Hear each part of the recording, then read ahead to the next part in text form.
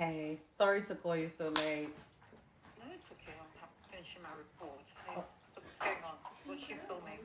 So she's filming a documentary about mommy, and she wanted you to talk about your favorite memory of mommy. Okay. So, yeah, sorry to put you on the spot because you have to think about that.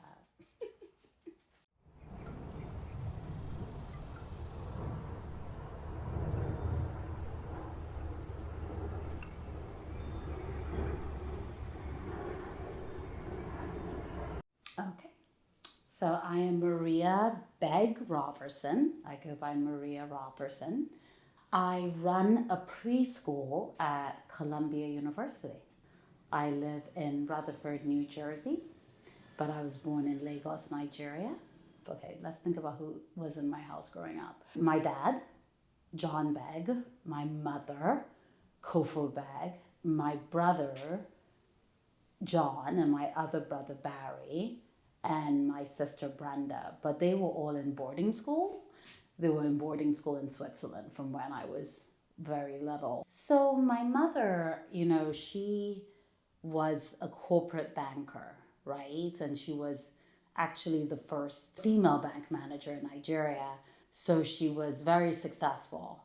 But it was really important for her to give back to her community. I was the youngest, so my mother definitely it was harder for her to let me go. It was a lot harder. Out of the 4 kids, she kept me at home the longest. It's funny. I remember being very little and I was just so rambunctious and I used to run around her room dancing and swaying, and I just remember being very silly.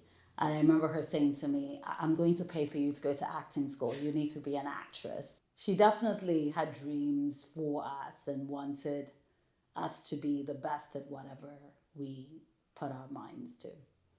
To all of us, she just seemed larger than life.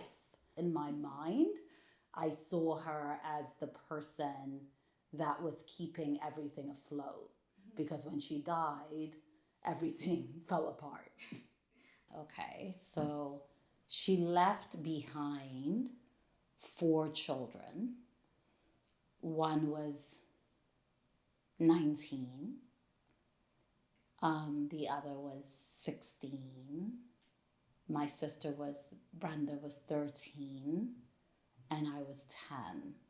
So I think collectively, we felt like she was our person, and each of us, I believe, was gone. And the person who made sure we were safe, made sure we had clothes, made sure we went to the right schools, the person that made sure we had Christmas presents, the person that made our life what it was gone. She was that strong presence. So no one really tried to fill that role. I mean, my father remarried a couple of times, but the women he married were young. They were young women who were very sweet, but they were thinking about the children they were having, their own families that they were about to start. So there really wasn't a person that stepped in to be that matriarch to us. I think it affected us.